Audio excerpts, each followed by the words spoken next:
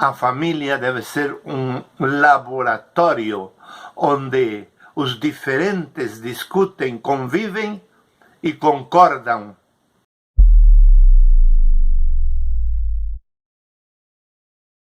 Conheço um homem que tem 3 filhos homens, um casal, naturalmente. E estes 3 filhos homens são completamente diferentes um do outro. E o interessante é que entre os 3 fazem uma família extraordinária. Uma família que realmente dá vontade de ser amigo dela. E que bom que as famílias, muito apesar de como estejam constituídas, se são homogêneas ou heterogêneas, não importa. Não importa quantos homens tem a família, nem quantas mulheres. O importante é que hajam mulheres e homens juntos para ajudar um ao outro, porque todos nós precisamos do outro sexo, não apenas para a sexualidade, senão muito mais por causa dos traços de caráter que são próprios segundo a sexualidade de cada um. E neste caso, eu achei muito interessante compartilhar com todos 3 classes de filhos. Na tipologia de um autodidata, de um pensador e um pesquisador.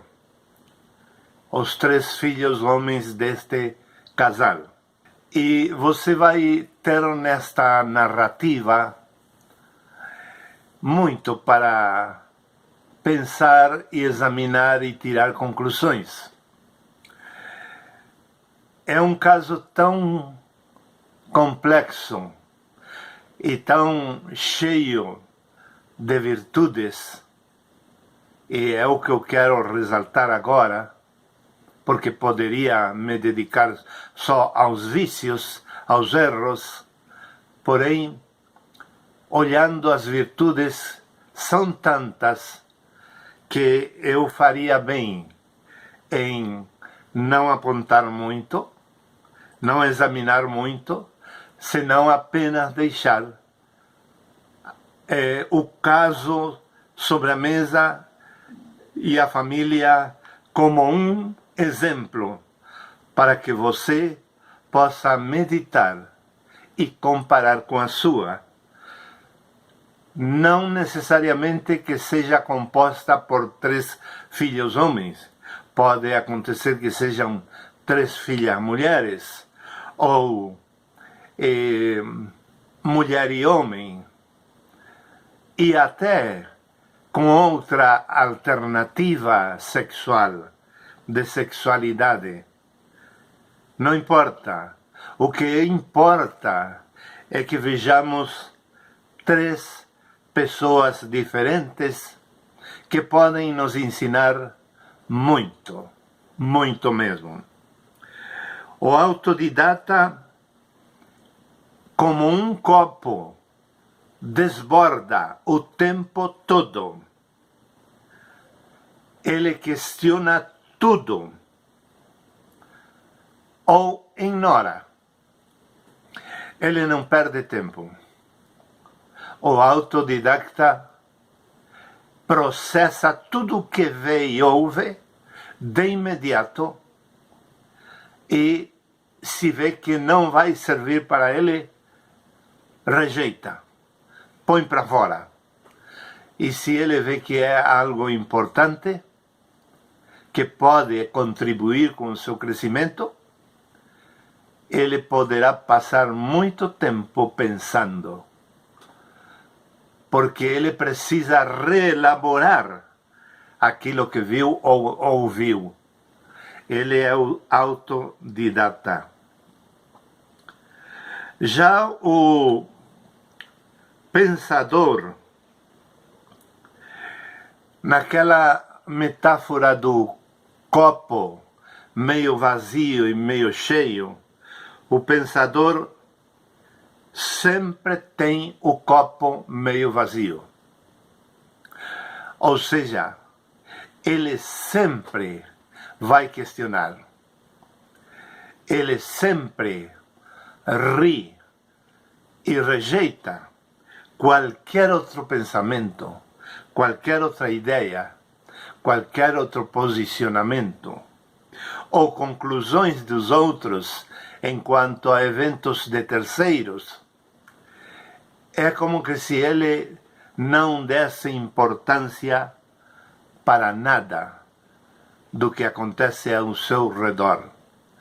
Mas é que ele não tem uma resposta imediata.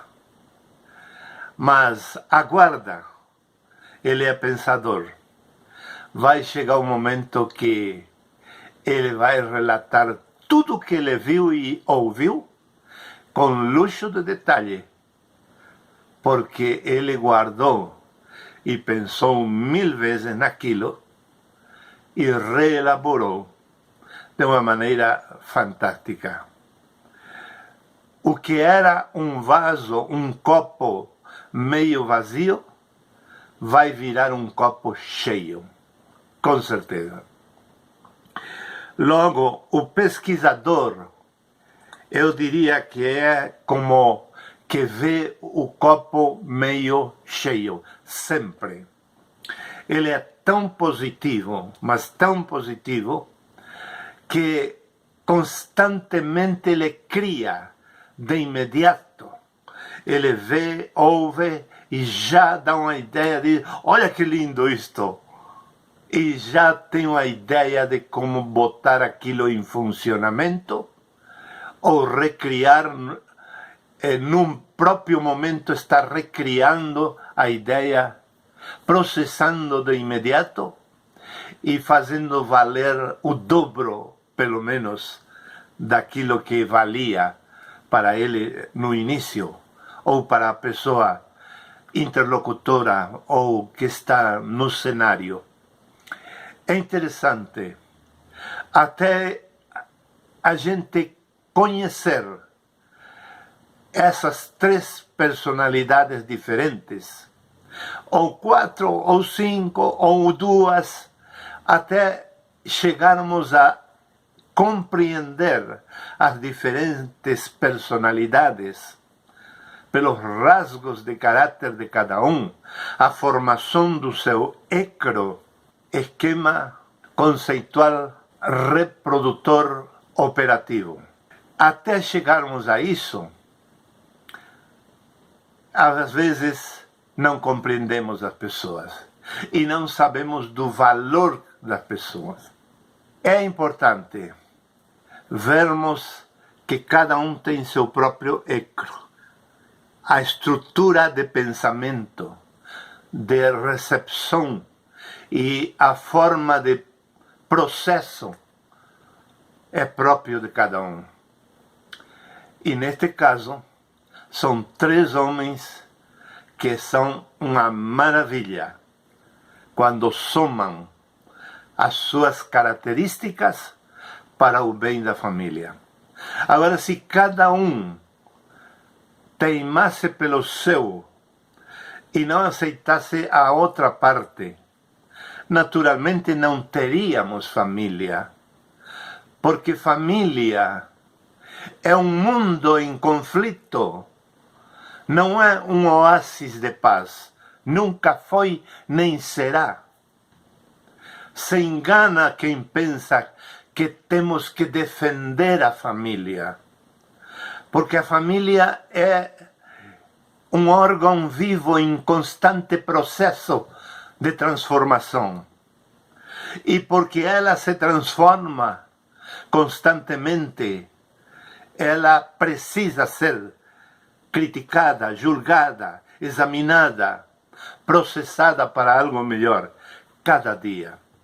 Se a família não tem as diferentes classes de pessoas que eu mencionei e outras, se as famílias todas forem uniformes em pensamentos, em sexualidade, em comportamento, em atitude, em inclinações, elas não crescem. A família deve ser um laboratório onde os diferentes discutem, convivem e concordam e se põem de acordo para produzir não somente pessoas, senão uma sociedade melhor.